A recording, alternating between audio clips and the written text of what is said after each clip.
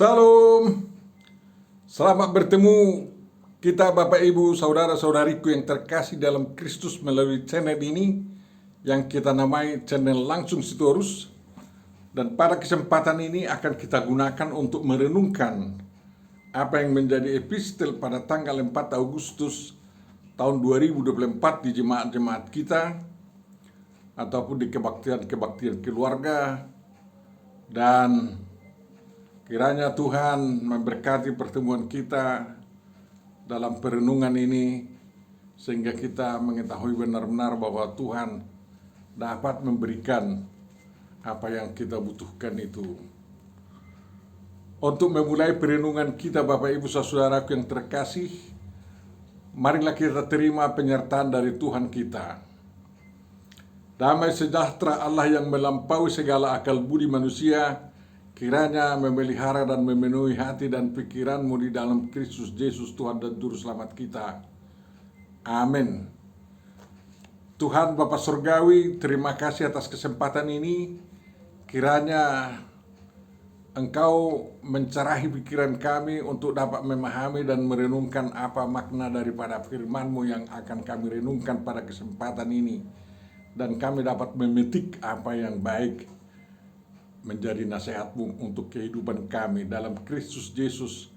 Dengarkan dan kabulkan doa kami. Amin. Firman yang akan kita renungkan Bapak Ibu Saudaraku yang terkasih dalam Kristus ditentukan dari Yohanes 6 ayat 24 sampai ayat yang ke-35, yakni berita tentang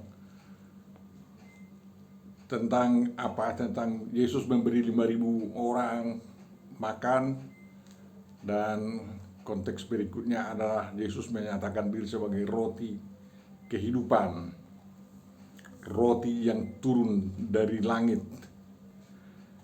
Dan marilah kita baca Yohanes 6 ayat 24 sampai 35. Ketika orang banyak melihat bahwa Yesus tidak ada di situ dan murid-muridnya juga tidak, mereka naik ke perahu-perahu itu lalu berangkat ke Kapernaum mencari Yesus. Untuk mencari Yesus. Ketika orang banyak menemukan Yesus di seberang laut itu, mereka berkata kepadanya, "Rabi, bila mana engkau tiba di sini?" Yesus menjawab mereka, "Aku berkata kepadamu, sesungguhnya kamu mencari aku bukan karena kamu telah melihat tanda-tanda, melainkan karena kamu telah makan roti itu dan kamu kenyang. Bekerjalah bukan untuk makanan yang akan dapat binasa, melainkan untuk makanan yang bertahan sampai kepada hidup yang kekal, yang akan diberikan Anak Manusia kepadamu. Sebab dialah yang disahkan oleh Bapa Allah dengan meterainya." Lalu kata mereka kepadanya, "Apakah yang harus kami perbuat supaya kami mengerjakan pekerjaan yang dikehendaki Allah?" Jawab Yesus kepada mereka, "Inilah pekerjaan yang dikehendaki Allah, yaitu hendaklah kamu percaya kepada Dia yang telah diutus Allah." Maka kata mereka kepadanya, "Tanda apakah yang engkau perbuat supaya dapat kami melihatnya dan percaya kepadamu? Pekerjaan apakah yang engkau lakukan? Nenek moyang kami telah makan mana di padang gurun, seperti ada tertulis, mereka diberinya makan roti dari surga." Maka kata Yesus kepada mereka, "Aku berkata kepadamu, sesungguhnya bukan Musa yang memberikan kamu roti dari surga, melainkan Bapakku yang memberikan kamu roti yang benar dari surga. Karena roti yang dari Allah ialah roti yang turun dari surga dan memberi hidup kepada dunia. Maka kata mereka kepada Yesus, Tuhan, berikanlah kami roti itu senantiasa. Kata Yesus kepada mereka, Akulah roti hidup.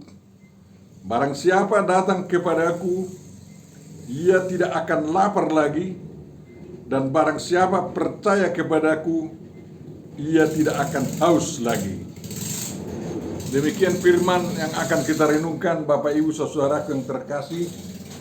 Tentu saja yang berbahagia adalah orang yang mendengarkan, memelihara, memahami, menghayati, dan mengamalkan atau melakukan firman Tuhan.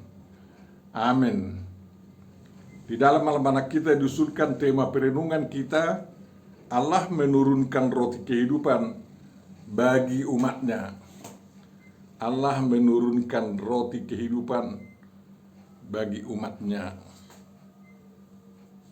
Menurunkan artinya mengaruniakan lah gitu ya. Bapak Ibu Saudaraku yang terkasih, rupanya dari antara 5.000 orang yang makan diberikan oleh Yesus di bukit itu tidak memahami bahwa itu peristiwa yang merupakan suatu mujizat atau tanda keheranan yang dilakukan oleh Yesus. Yang penting bagi mereka bahwa mereka sore hari itu dapat makan roti yang dibagi-bagikan oleh murid Yesus. Sewaktu Yesus mau ditangkap untuk dinobatkan menjadi raja, ya Yesus menyingkir ke gunung. Dan dari situ Yesus tanpa sepengetahuan daripada orang banyak itu pergi ke Kapernaum. Agak jauh itu dari Betsaida memang ke Kapernaum, tapi bisa ditempuh dengan jalan kaki. Orang banyak yang 5.000 orang itu masih mencari Yesus. Ya, tapi tidak mereka temukan.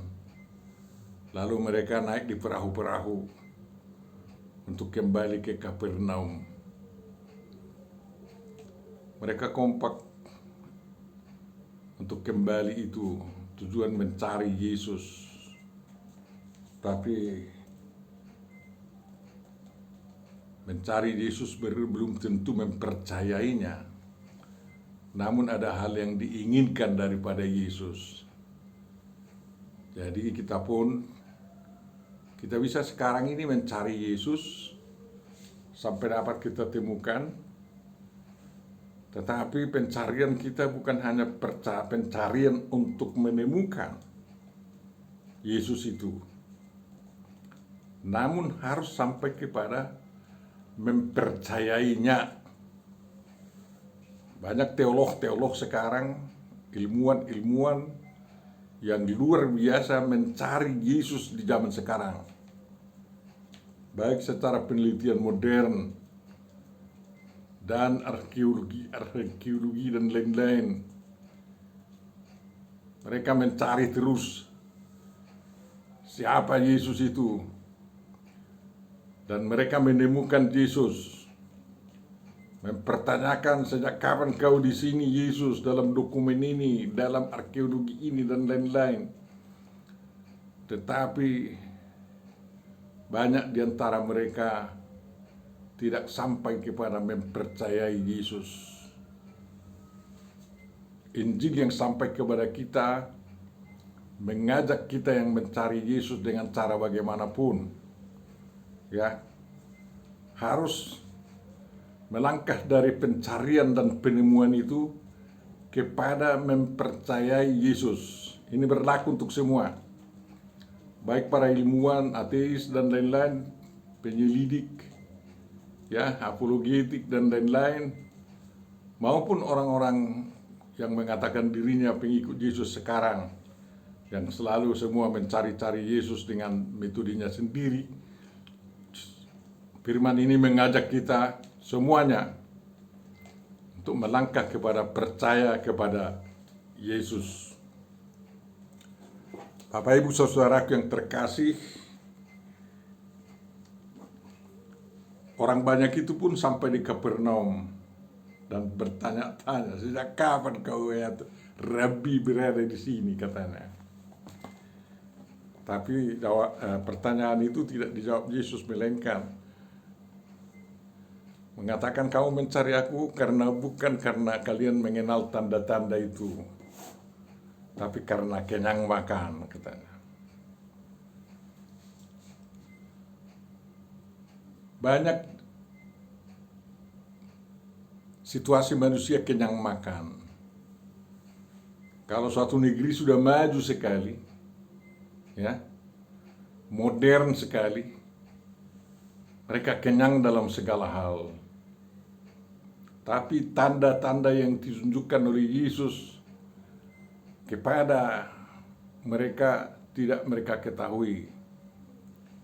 Karena menurut mereka bahwa kenyang makan, puas minum adalah hasil pemberian alam atau karena prestasi mereka, bukan karena mujizat atau karunia yang diberikan oleh Yesus Kristus sendiri.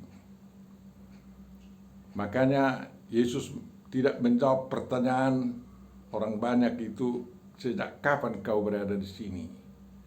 Namun menghardik mereka, kamu mencari aku bukan karena sudah mengetahui tanda, melainkan karena kenyang.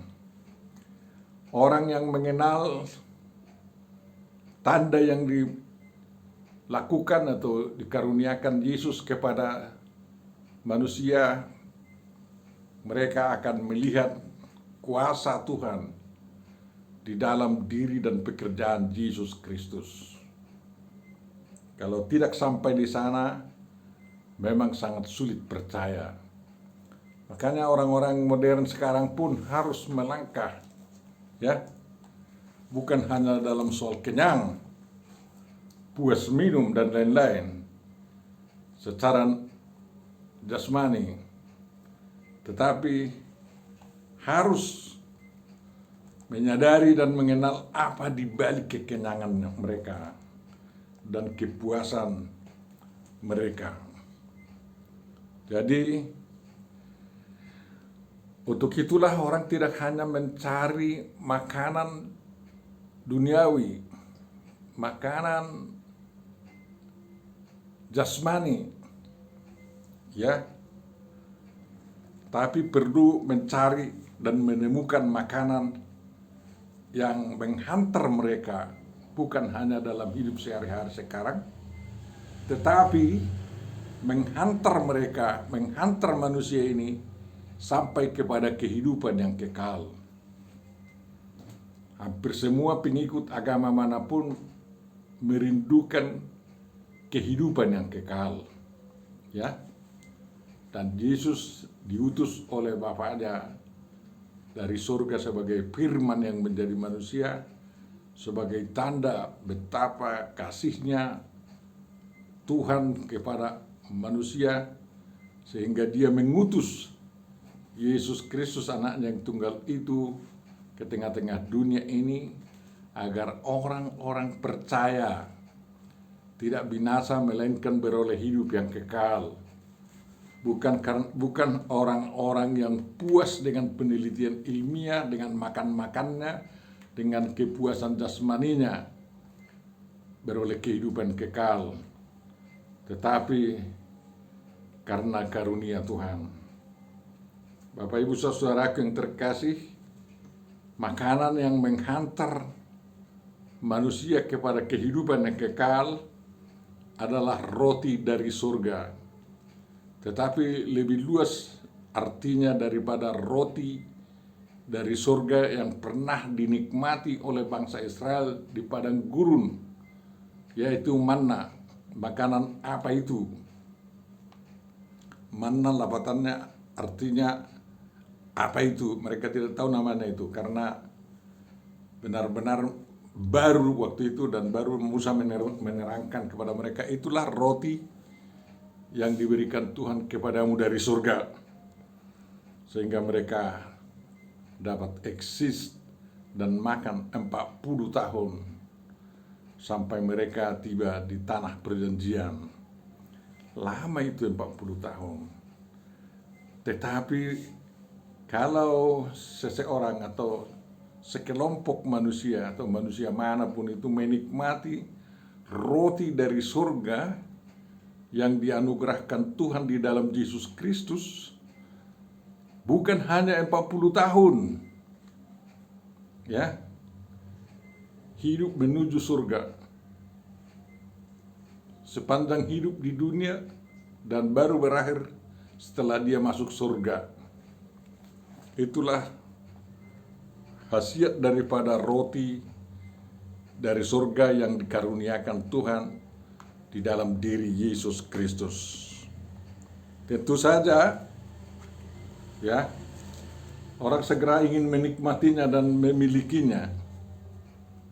Ya, kalau orang Batak punya punggah omasan dulu, dijilat, dicium, kenyang, dan itu sudah hilang. Akhirnya tidak bisa punggah omasan itu mengantar manusia damai sejahtera di bumi, kenyang-kenyang makmur, bahkan ke surga. Tinggal cerita punggah omasan itu.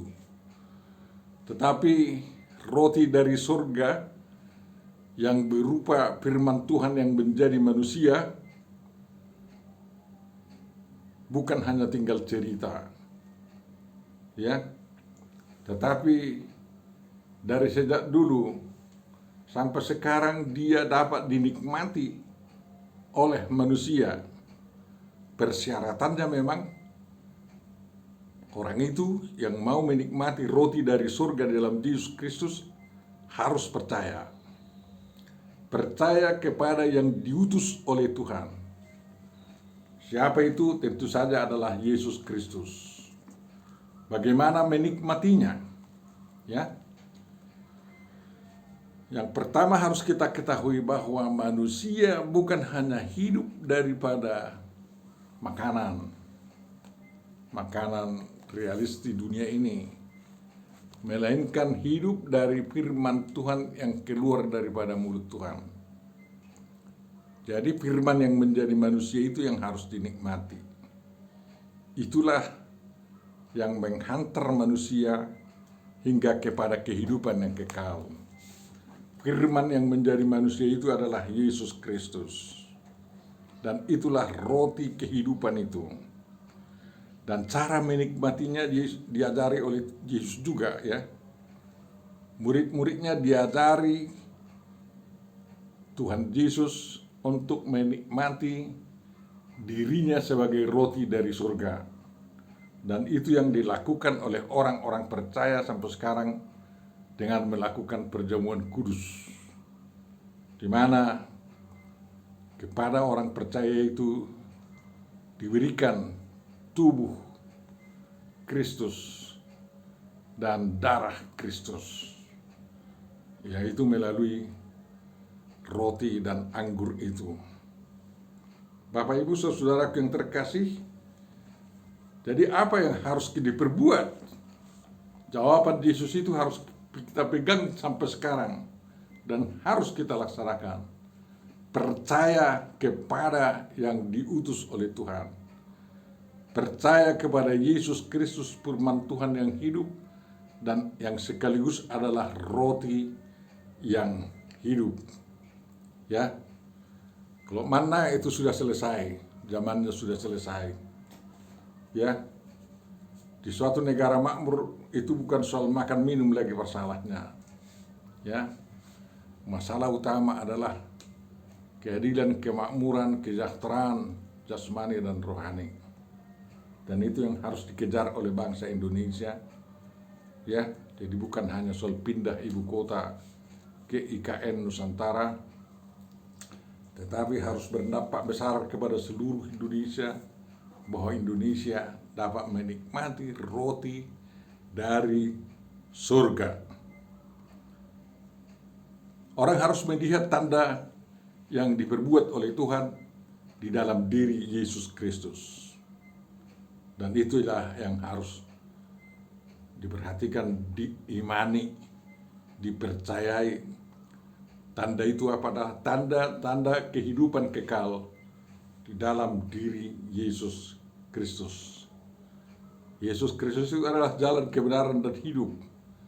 Dan barang siapa yang percaya kepadanya, dia tidak akan mati, tetapi hidup sampai selama-lamanya. Bapak, Ibu, saudaraku yang di surga. Roti manna yang diberikan Tuhan di padang gurun hanyalah gambaran kecil daripada roti dari surga yang dianugerahkan Tuhan kepada umat manusia sekarang ini. Dan itu merupakan ajakan untuk percaya kepada Yesus Kristus.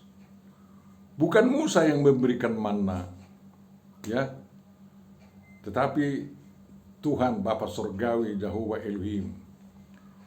Dan siapa yang memberikan roti yang hidup itu? Tentu saja juga Bapa yang dari surga, yakni Bapanya Yesus Kristus yang mengutus dia menjadi makanan bagi orang-orang yang merindukan surga dalam sejarah kehidupannya. Tuhan sudah rela memberikannya kepada kita. Kita minta atau tidak kita minta, Tuhan telah memberikan roti dari surga itu kepada kita. Yang penting kita perhatikan, kita jangan seperti orang Yahudi berdalih terus, bagaimana ini kan anak Maria, anak Joseph, ini kita kenal ini bapaknya ibunya, ya.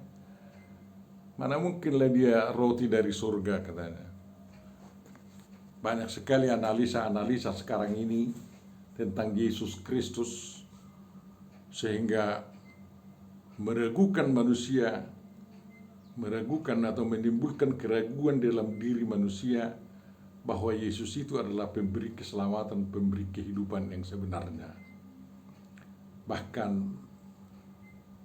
banyak orang yang menjadi menyangkal Yesus itu sebagai Tuhan, ya, hanya sebagai manusia biasa. Itulah kegagalan manusia menikmati roti dari surga yang dianugerahkan oleh Tuhan kepada manusia. Tegas Yesus mengatakan, "Akulah roti hidup. Barang siapa datang kepadaku, ia tidak akan lapar lagi. Dan barang siapa percaya kepadaku, ia tidak akan haus lagi." Coba bayangkan betapa ringannya, tidak berat apa yang harus dikerjakan oleh manusia. Hanya datang, kemudian percaya. Ya, datang tidak cukup, lalu harus percaya. Hanya orang malas,